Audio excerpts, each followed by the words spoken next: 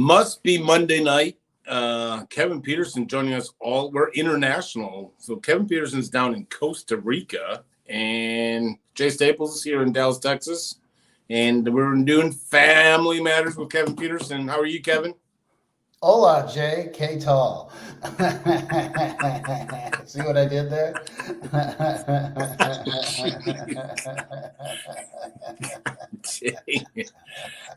I love it. I love it. Creep it. I do it all the time. It doesn't bother him one bit. Creep on his Instagram, Kevin W. Peterson on Instagram. He's got incredible reels, stories, tidbits, family coaching, chronichope.us. He's got a Chronic Hope Facebook page. Let's get all this out of the way. This is a private Facebook group. Reach out, get you involved. This is not your typical Facebook group where marketers and everyone just kind of floods it. This is real life families talking. Facebook group, chronichope.us to reach Kevin directly. Instagram, Kevin W. Peterson. Anyway, Kevin, you're all over the place. So can't get enough of you. I am, as they like to call me, the international incident. You know, I didn't call you that. Just let the record show. I let the record show. All right, let's get into it. Yeah, I got a dinner reservation. What do we got here? I have 20 years in the program, but struggle with providing help to my 23-year-old stepson. How do you use personal experience all the while parenting? My parents kicked me out of the house. I mean, ultimately, kind of just wanting experience, strength, hope, parenting. This is all you. That is a great question. And I have to tell you that congratulations on the 20 years. That's fantastic. The thing I would say, and this is the most important thing, and one of the reason I'm in Costa Rica actually is I'm at a thing called the Thriving Therapist Summit. And I gave a talk on working with families that are struggling with addiction and codependency. And that question was actually one of the questions that came up. And the way I answered it is real simple and straightforward is you have to be willing to look at your son, or I think it was son, and say, yep, I love you, but the answer is no. And if you're going to live in my house, these are the rules. We're sober, we pay rent, and we abide by these rules. We have a curfew, we clean up after ourselves, and we're respectful. I'm just making this stuff as I go. We're respectful. And if you don't want to abide by those rules, that is your choice. I'm not going to bully you, belittle you, or get punitive with you. But if you don't want to live by those rules, that's your choice. But then you can't live here. And so instead of the way your parents handled it, which, by the way, I understand, what I would say is just modify the way your parents handled it and say, hey, I love you and you have a choice. If you want to live here, these are the rules. If you don't want to live here, that's fine, but then you got to go. And that's the way I would sit them down and say, this is how it's going to be. That's really what it comes down to. And, if you need some coaching on that, take a look at my Instagram, because that's exactly what we talk about all day long. And you can get a free copy of my book, Parenting the Addicted Child, in which I define that exact program of how to go about that. And I'm happy to give that book to you for free. chronichope.us. Yep. Or at the Instagram, if you go to at Kevin W. Peterson, and I think you have to comment the word hope on one of my things. We'll hit you up with the book for free. Yeah. Hope. I love it. We all have hope. My husband was sober for 8+ years, met him 6 years, married for 4 years. Last month, he admitted he abused his medication and says it was just a bump in the road. It shattered my trust. Ultimate question here, is a bump in the road a real thing? Well, yeah, I mean, it is what it is. Let's be clear. I understand that it shattered your trust. I want to point out a couple of things. One, he came to you and that he confessed. You didn't catch him. Now, I'm not saying he gets absolved of his sins. I still think he needs help. I think he needs to be seeing a therapist. He needs to be seeing, if he's working and using medications, he needs to be seeing a therapist. He needs to be seeing a psychiatrist. He needs to talk to his sponsor, and he needs to talk about whether or not he needs to raise his hand and start over. That's between him and his sponsor and his higher power. It's not your decision, but he has resources to go to where he needs to discuss that. Now, I would also say that is something that you guys need to be talking about. I would say that that's something I think you guys should be discussing in couples therapy, because I think you should be in couples therapy. This is a very important topic. And I think it's something that needs to be addressed. Absolutely needs to be addressed. I mean, yes, this is your trust. This is something that needs to be addressed. Do you need to throw the baby out with the bathwater? No, I don't think so. I mean, I think the fact that he came to you and said, hey, I need to raise my hand. I need to confess my sins. Here's what happened. Here's what's going on. I want to be clear with you. That's one thing. If he got a DUI and he's like, oh, guess what? That's a whole nother thing. Okay. So, and again, I'm not giving him a pass. I want to be super clear. He's not getting a pass. I just think that it's one thing for somebody to come forward and say, I've made a mistake and I need help. So let's get him help. And it's another thing for someone to, completely implode and cause a problem. So either way, he needs to be held accountable. I also think this is an opportunity for you to work your program and deal with your stuff with your therapist and your sponsor, and as well as do a mutual program together. So that's where I come from on that situation. Great question. These are two great questions, by the way. What do I do? I'm in recovery. What do I do about my kid that's struggling? And what do I do about my spouse that's had a slip? Fantastic stuff. Well, you're going to get even better. Like I am an LPC. A client actually turned me on to you. I mean, come on. What? I mean, we're everywhere. What? I was hoping to get your advice on the anxiety, depression. Yeah. She went in and said, like, a client explained to her, like, I was living in a black and white world, and all of a sudden someone turned the colors full blown, which I related to. Yeah. People feel when they're newly sober. So as a clinician, this is your specialty, because I know you love educating clinicians on maybe doesn't have an addiction background. So this is, as someone, I know it, and newly sober, feelings start hitting you, clinician looking for advice on depression, anxiety.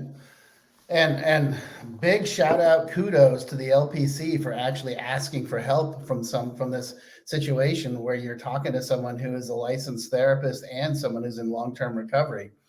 I knew you'd love this. I knew you'd love this. Yeah. This is awesome. And that's a great question. Because when you first get sober, oh my gosh. I mean, it's like, where did all these people come from? I mean, I had no idea. And it's like food has flavor and, people and the thing that happens for the individual that gets sober is the scary part about getting sober is all of a sudden we have these things called feelings, and feelings are freaky and they're scary and they're uncomfortable. And I would tell you, as their therapist, by the way, therapist person, feel free to reach out to me anytime, and I'm happy to talk to you and give you all sorts of resources. It would be my honor to talk to you.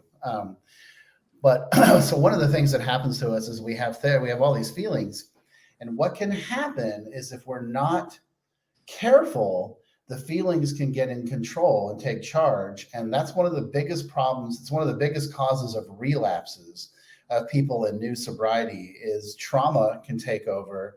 And then feelings can take over. It's one of the reasons why we talk about maybe relationships are not a good idea early on, because we're really not equipped to deal with the ups and downs of a romance, because we just don't know.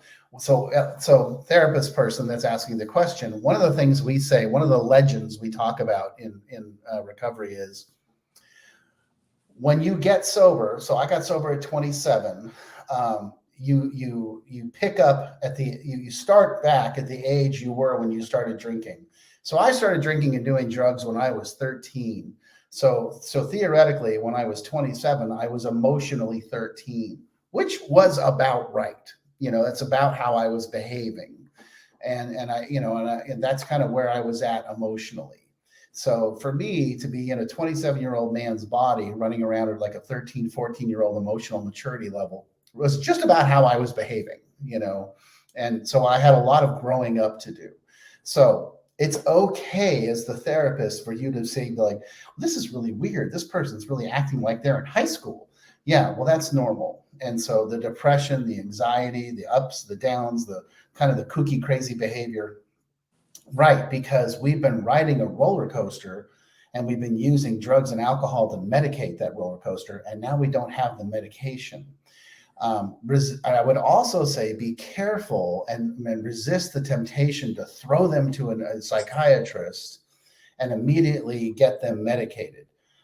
Now, I'm not saying don't. I'm all for medication. I don't think it's a bad thing. I don't think psychiatry is a bad thing.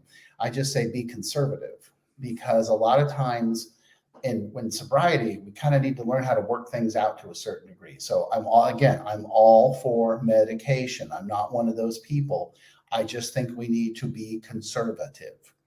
And I want to be super duper clear that person heard me, that I am not anti-medication, because there are definitely people in AA and in recovery that are anti-medication. I think those people are nuts, absolutely nuts. But I also know there's plenty of people that have gotten into recovery where their therapist or their psychiatrist has also heavily medicated them, because all of a sudden they've started having emotions and feelings. And it's like, it's okay to have emotions and feelings, but you just got to be careful with them. So anyway, hope that wasn't too much. And LPC, for those people like scoring at home, licensed professional counselor. So that was my fault, but that's okay. I only have a certain number of words, so this is why you're getting jumbled sometimes questions. But you know what? Let's keep them coming. I love these, just on a tear.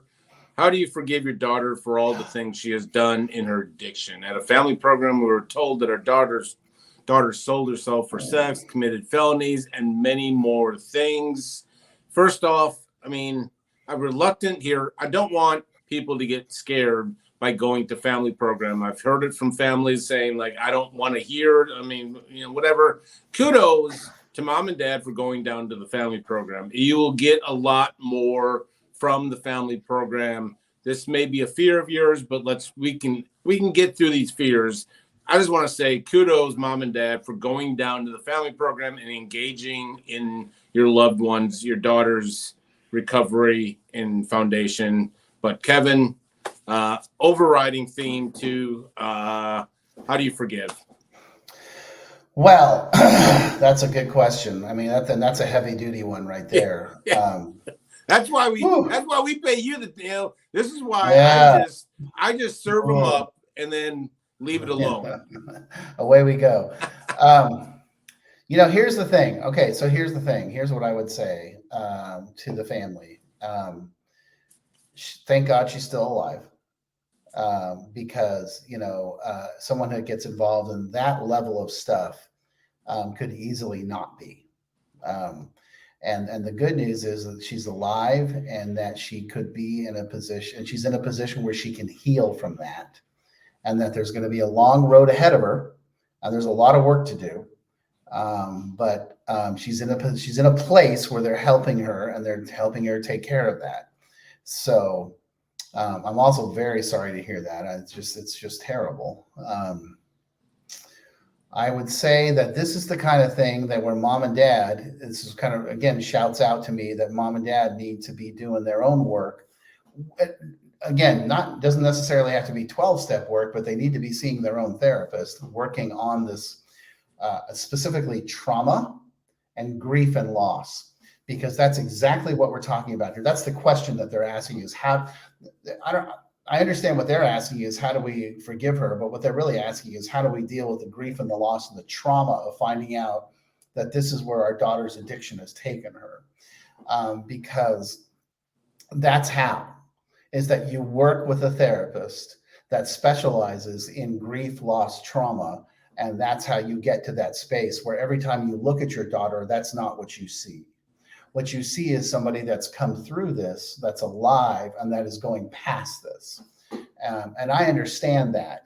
It takes a lot of work on your part to get to that place. And here's the other thing is I think you can get there. I know, Mom and Dad, that you can do that.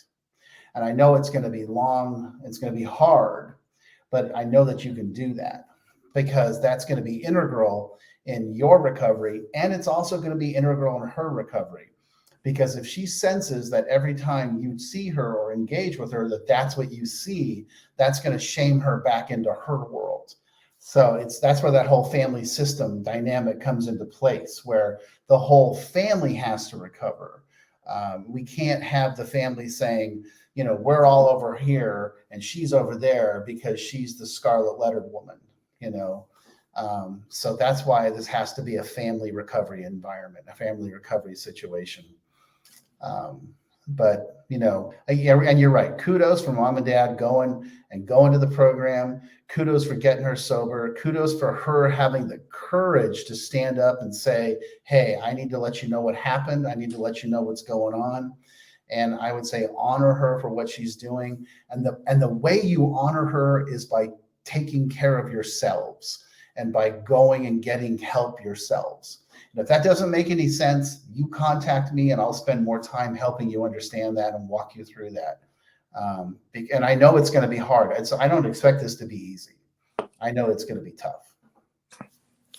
Yeah, there's a long process. And again, we'll reach out. There's multi-layers and so forth. Like this, all these questions are, but strongly suggest her. This actually gives me hope because that seems like a lot of truth. And I read a lot into things, but just seems like someone's willing to kind of lay it all out and try to get sober, because more often than not, stuff like this normally gets withheld. They're just trying to get through 30 days, get back to life or whatever it may be. I may be dead wrong again, but this seems to be a lot of truth bombs. And please use aftercare, use transitional housing. Separation is key. Let's not bring her right back into the house after 30 days, because there's trauma on both sides. And I think everyone needs kind of separation, in my opinion. So. Yep. All right, the last one. I love this one because I related too much. This is almost a question from Jay, but is there something in an addict's brain that triggers a desire to just give up? I call it the F-its. Our son has battled addiction for 12 plus years, has stretches of sobriety. Then it's as if he just gives up. Makes sense? Does to me. Oh, God. So I would tell you, like Jay and I were talking about, I think last week or the week before, when we were in Colorado together last month, for this family, it's mandatory homework to watch Pleasure Unwoven by Dr. Kevin McCauley. And we can actually direct you to, it's on Vimeo. I think you can watch it for free. And he has a website that we can post up for you as well. And the reason why I'm saying this is because you're basically asking a neurobiological question. And I am a humble licensed marriage and family therapist who basically flunked every single science class he ever took, other than oceanography. And I only took that because a friend of mine's dad taught it, and I thought it'd be cool. The answer is yes, there is, and I couldn't tell you what it is, but Kevin McCauley can. Dr. Kevin McCauley, who's freaking amazing and does a great job. And when he talks about the neurobiological chemistry stuff, I can actually follow it. And I'm like, oh, okay, but I can't repeat it. And Jay and I saw him last month in Colorado, and he was actually walking down this path, this exact path. And he had me for most of it. And then he like most science guys, he takes a dive into the deep end, and I'm like, that's it, I'm out, So, and the simple answer is, for an addict, there tends to be this point where we just feel like we get overwhelmed and we cash out. Now, here's what I'll tell you. The solution to that is what I have found in the time that I have remained sober, is the community that I built around me. okay, is that when I've tried to cash out in the past, the people around me won't let me. Okay. So when I was first sober, my first 30, 60, 90, 6 months, 9 months, a year, when I would try to disappear, they would come get me. So that's why we say meetings are so important. A sponsor is so important, and building your sober community is so important, because those people are like the mob. They won't let go of you. Once you're in, baby. You don't get out. And that's why that's so critical. So no matter what your brain starts telling you, oh, you don't got to go tonight, the meeting's not important, you don't have to call anybody, those people will pounce on you and come get you. All right. That's why that's so critical. And yes, there's definitely a neurological, chemical, biological part of you that just probably gives up. And that's where the spiritual part takes over. And they put the grab on you and they're like, doesn't matter, you're coming anyway. I mean, our friend Duke always makes the joke that it's really the coffee that keeps everybody sober. They put something in the coffee, and that's why you got to go to the meeting, because it's in the coffee. So that's the answer. The science, yeah, sure. And here's where you can find the answers in the science. But the actual antidote to it is you build the community in the community in your sobriety and recovery. And even when the science is working against you, the recovery community, which I firmly believe to be bigger and stronger than anything else, will save you. So there you go. How's that? Pleasure Unwoven. You can get it on YouTube. I've known families just to look up on YouTube. It's not a 5-minute film. I tell people this. It's not a 5-minute. It's not a quick. It's sponsored by Toyota, which is, someone told me this. I was sitting in treatment, and they always have the Toyota come pulling up, and he just cracked. What is this? Sponsored by Toyota, and I can't get it out of my brain, but tremendous. Yeah. It's one of those that I think you got to watch a couple of times, because it's a lot. It's a lot, and it's not 5 minutes. It's long, but it's great. It's amazing. It truly is. But you're going to have to power through it. I mean, so take notes, watch it over again. But anyway, you can do it on, it's on YouTube. It's everywhere. So it's for free. So anyway, chronichope.us. This is basically done. We're going to let you off on a light day. Instagram, Kevin W. Peters. Tremendous questions, actually. Keep them coming. You can always put it in the comments. If you're watching a replay, we'll get to it. Kevin W. Peterson on Instagram, Family Coaching, chronichope.us. There's free resources on chronichope.us. Like when you log on to chronichope.us, they don't catch you. Be like, all right, throw in your credit card now, please. There's all kinds of free resources. If you need to talk to Kevin directly, it's not money. It's, consultation. Reach out to either one of us. If you're scared of Kevin, reach out to me, and I'll ease it. Chronic Hope Facebook group. Reach out to either one of us, and we can get you in there. Kevin's the book man, but I love the mob reference. But anyway, so Kevin, once again, thanks. Monday nights are just exciting to me. You have added excitement to Monday nights in my life. So keep the questions coming, and we'll do this every week until the questions run out. So I'll look forward to it, my friend. Have good. What's for dinner? Do we know? We're going to the Mediterranean restaurant. Well, get back safely. The United States really, really needs you, Kevin. But enjoy yourself, and we'll see you. All right, brother. Good to see you. Bye-bye.